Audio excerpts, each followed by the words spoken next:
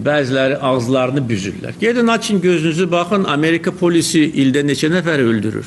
Fransa polisi neçə nəfəri öldürür? Mən onlara bəraət qazandırmıram. Bizim polis gecə gündüz asayişi qoruyur. İndi kimsə gəlsin polisə ləkə vursun, mən buna imkan verməyəcəm. Ona görə vətəndaşlar da həm mədəniyyət göstərməlidirlər, polisə daş atmaq heç kimə şərəf gətirən hərəkət deyil. Bu bir. İkincisi bu cinayətdir. Əgər Azərbaycan polisi dözümlülük göstərirsə, o demək deyil ki, kim istəyir polisə daş ata bilir. Burada kiminsə nazı ilə biz oynayası deyilik. Necə lazımdır, əgər lazım bilsək, kimi lazımdır elə cəzalandırarıq ki, peşman olar. Polisə daş atan o utanmalıdır.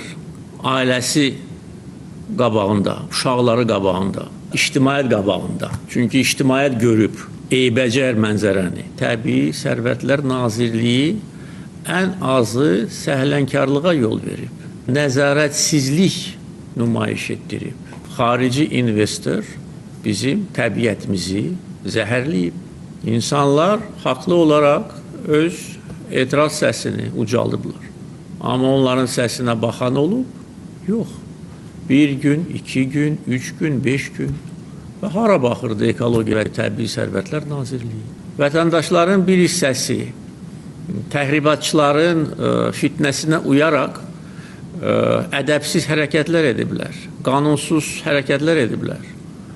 Və bu da dözülməzdir. Xarici şirkət bura gəlib, pul qazanmağa gəliblər. Amma o demək deyil ki, bizim təbiətimiz məhv olsun. O demək deyil ki, insanların örüş, otlaq sahələri zəbt edilsin. O demək deyil ki, heç kimdən icazə almadan ikinci Tullantı gölü qursun. Kim onlara icazə verib?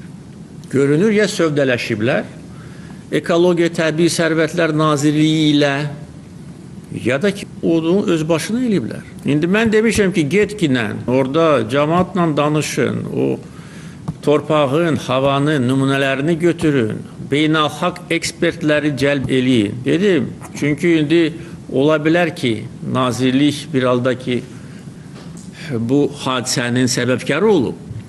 Ola bilər ki, malalasın işi. Dedim ki, beynəlxalq ekspertləri cəlb eləyin, onlar rəy versinlər. Bu yataqların istismarı nə dərəcədə insanların sağlamlığına, təbiətə zərərlidir, ya zərərli deyil? Cavab yoxdur. Bəli, müşavirə keçirdilib, Nazirlər Kabinetində orada açıqlama verilib, o açıqlamanı oxuyan heç nə başa düşə bilməz. Orada nə deyilib? Və məqsəd nə idi o açıqlamanın? İşi malalamaq. Bir həftə vaxt verirəm. Həm mənə, həm ictimaiyyətə məlumat verilməlidir. Və məsələ araşdırılmalıdır. Ekologiya və Təbii Sərvətlər Nazirliyi nə üçün bu məsələyə diqqət yetirməyib, biganə qalıb və mən tapşırıq verəndən sonra gediblər, gəliblər, nəticə haqqında heç bir məlumat yoxdur. Orada təbiətə, insanların sağlamlığına zərrə qədər təhlükə varsa, o fəaliyyət dayandırılmalıdır. Onlar öz ölkələrində belə hərəkət edə bilərdilərmi? Gedib göl qursun, orada zivil zəhər töksün. Onların ayağından asardılar orada. Amma burada hesab edir ki, nə istəyir onu da eləyir. 4-cü Hakimiyyət Kamerasının Haqq Səsi TV-nin rəhbərliyi adından Daxili İşlər Naziri General Polkovnik Vilayət Eyvazov başda olmaqla bugün şərəfli və məsuliyyətli peşənin sahibləri polislərin günüdür. Ümumi lider Heydər Əliyev deyirdi, polis Azərbaycan dövlətinin, xalqımızın keşiyində duran mübariz orqandır. Dövlətinin, xalqının keşiyində duran fədakar polislər, şərəfli və məsuliyyətli işinizdə sizlərə uğurlar arzu edirik. Bayramınız mübarək. Reportajı hazırladı Cənub Bölgə üzrə müxbir İbrahimova Əfsani.